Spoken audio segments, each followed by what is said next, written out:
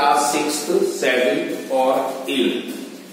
ये तीनों को मैंने क्यों बोला है, क्योंकि ये तीनों की एक्सरसाइज एक सेम है। वहां से स्टार्ट कर रहे हैं हम पेरीमीटर और एरिया से। क्योंकि आप जो सोच रहे हैं बीच की एक्सरसाइज क्यों छोड़ दी, तो ये मैंने इसलिए छोड़ी है, ये ज्योमेट्री पार्ट है। ज्योमेट्री पार्ट आप जब ऑफलाइन में होंगे तो आपको अच्छी तरह से समझ में आएगा। अब हम ऑफलाइन में उसको करा देंगे, या 30% हमारा कोर्स छोड़ा जाएगा, तो 30% के अंतर्गत हम इनको छोड़ भी सकते हैं, लेकिन हम यहां तक होगी कोशिश हम आपको पूरा कराएंगे। अब आपके पास आज एग्जाम शुरू हो रहा है जिसमें ड्राइंग का पेपर होना है, आर्ट का, तो उसका पेपर आपके पास नहीं आएगा। वह पेपर आपका सिलेबस में ही लिखा है, ये मैं आपको पहले वीडियो में बता चुका था, लेकिन आज न याद रहे तो आप ध्यान रखें कि सिलेबस वाले जो पार्ट्स दिए हमने बनाने के लिए कलर वाले हैं और पेंसिल वाले, तो आपको उसी का बनाना होगा। आज हम इस मैथ में पेरीमीटर और एरिया से स्टार्ट करते हैं। पेरीमीटर का होता है मतलब परिमाप और एरिया का मतलब होता है क्षेत्रफल। अब हम पेरीमीटर देखें कैसे, परिमाप कैसे आएगा हमारे पास और क्षेत्रफल क्या आएगा, तो हम आपको दिखा दे रहे हैं। ये एक हमारा रेक्टेंगल बन के तैयार हो गया। रेक्टेंगल में कैसे पहचानेंगे कि हमारा ये रेक्टेंगल है,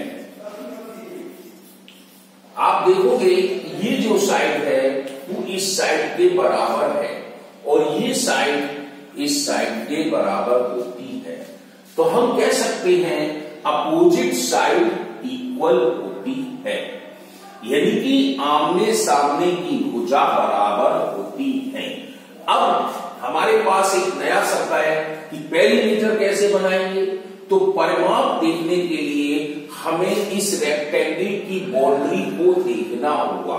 अब आप यहां से स्टार्ट करते हैं तो यहां पर आए, यहां से यहां आए, यहां से यहां आए, यहां से यहां आ गए, तो मीन्स हम जहां से चले थे बाउंड्री को छूते हुए लास्ट पॉइंट पर आ गए, तो ये इसका परिमाप हो गया, यानी पेरीमीटर। अब हम क्षेत्रफल इसको कैसे देखें, तो क्षेत्रफल में हम ये अंदर जो है पार्ट, ये सब जो पार्ट अंदर का है ये भी देखा जाएगा, तो उसको हम क्षेत्रफल कहते हैं। अब इसके लिए कुछ फार्मूले हैं, तो उस फार्मूले को हम आपके पास लिख रहे हैं, तो उसको देखेंगे कैसे। जैसे पेरीमीटर ऑफ रेक्टेंगल, अब पेरीमीटर ऑफ रेक्टेंगल का फार्मूला था 2l + b, तो हम ऐसे कह सकते हैं लेंथ प्लस ब्रेड्थ का होल ट्वाइस, या l + b to the whole twice, यानी ये हमारे पेरीमीटर का परिमाप आ गया। अब हमारे पास पेरीमीटर ऑफ स्क्वायर,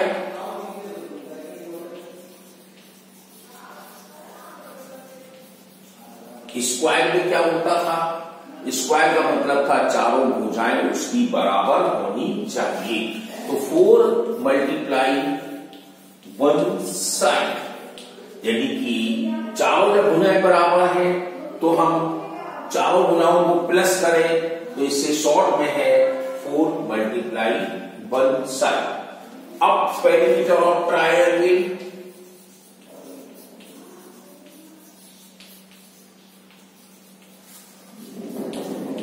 अब ट्रायंगल में देखते हैं, ट्रायंगल का मतलब होता है त्रिभुज जिसकी 3 साइडें होती हैं, तो हम इन तीनों साइडों को इसको इसको इसको यानी तीनों को प्लस करते हैं। अब ट्रायंगल हमारे 3 प्रकार के होते हैं, 3 प्रकार में इक्विलेटरल, आइसोसेलेस और स्केलर होते हैं, तो उनको हम कैसे करेंगे, तो उसके लिए भी यही एक नियम है कि सम ऑफ ऑल साइड, यानी कि तीनों भुजाओं को जोड़ देते हैं।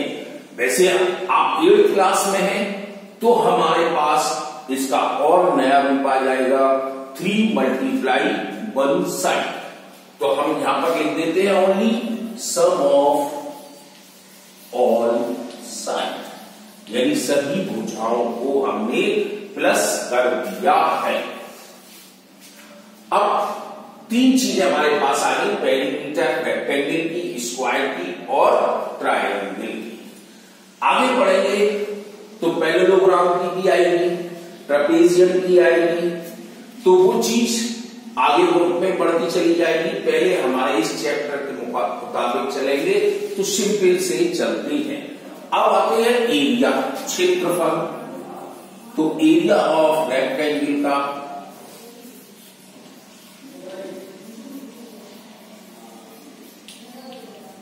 आयत का क्षेत्रफल क्या होता है, लेंथ इंटू ब्रेड्थ, और एरिया ऑफ स्क्वायर में जाएगा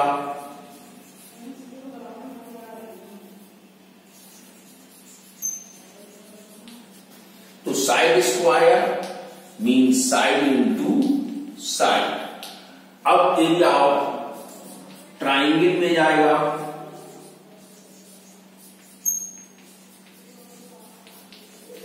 तो हमारे पास हो जाएगा 1/2 बेस इंटू हाइट, यानी कि बेस और हाइट कैसे जानेंगे, जैसे कि ट्राइंगल हमने बनाया है तो यहां पर ये बेस है और ये इसकी हाइट है, तो हाइट और बेस का मल्टीप्लाई कर देते हैं और डिवाइड में 2 का कर देंगे, या 1/2 बेस इंटू हाइट। तो ये एरिया हमारे ट्राइंगल के भी आ गए। ये केवल आपके छोटे क्लास में थी, 8th वाले देखते होंगे, 6 में थे, 7th में थे, 6 वाले 5th में भी देखते थे। 5th में केवल आपके पास रेक्टेंगल और स्क्वायर था, ट्राइंगल नहीं था। तो इसी के आगे हम और आगे चलते हैं तो वो कैसे देखें।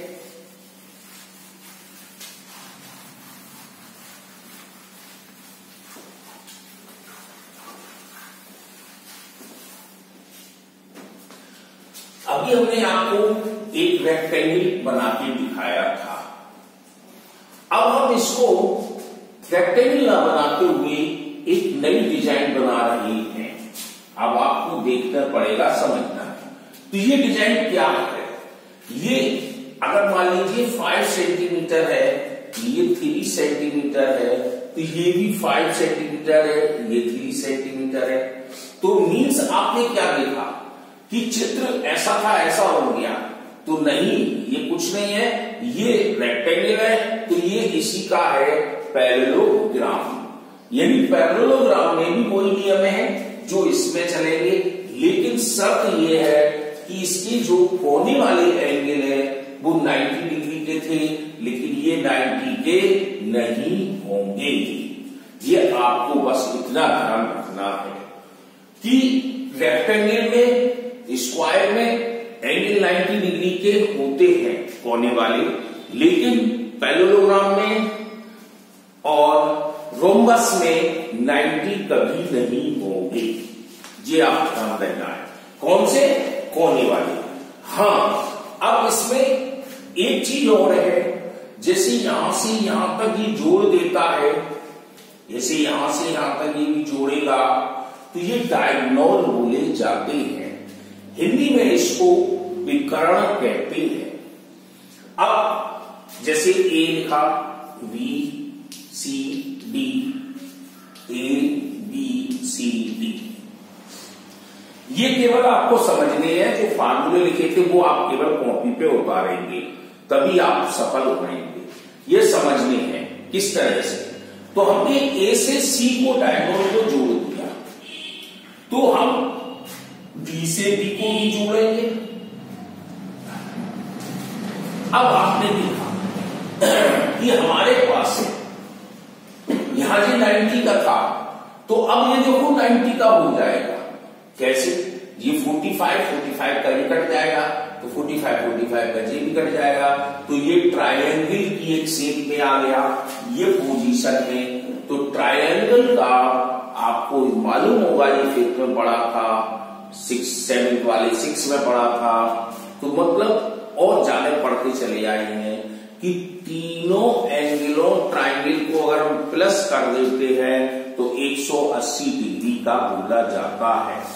यानी कि हम ट्राइंगल के तीनों एंगलों को प्लस करेंगे तो 180 का, अगर हमने रेक्टेंगल का किया तो 360 का होता है। अब आ जाइए स्क्वायर की बारी। स्क्वायर में क्या होता है, इसमें हमारे चारों साइडें बराबर होती हैं। तो जब इसकी स्क्वायर की चारों साइडें बराबर होती हैं तो एक और ऐसा ही फिगर आएगा आपके सामने। इसको हम रोम्बस कहते हैं। ये स्क्वायर तो रोम्बस बन गया। तो अब इसमें चारों साइडें बराबर हैं तो इसकी भी ये चारों साइडें बराबर रहेंगी। अंतर सिर्फ वही है कि कोने के एंगल जो 90 के हैं यहां पर 90 के नहीं बनेंगे। ये आप अच्छी तरह समझ लें। अब इसके भी डायगोनल होते हैं तो डायगोनल इसके भी ऐसे, लेकिन रोम्बस में एक मूल सिद्धांत है कि जब डायगोनल जो काटते हैं intersect point of two diagonal इस एंगल 90 डिग्री का शो जरूर करेगा। यहां पर 90 डिग्री जरूर दिखाई देगा। अब यहां पर भी 90 का, लेकिन यहां भी 90 का दिखेगा, लेकिन यहां 90 का नहीं दिखेगा। तब आप कंफ्यूजन है। तो वैसे हम कह सकते हैं जब भी टू डायगोनल काटते हैं, इंटरसेक्ट करते हैं, तो उस पॉइंट को हम 90 डिग्री का शो करेंगे। इसमें डायगोनल जब दो काटेंगे रोम्बस में और पैरेललोग्राम में। अब हमारे पास आता है एक नया ट्रापेजियम। अब ट्रापेजियम क्या होता है,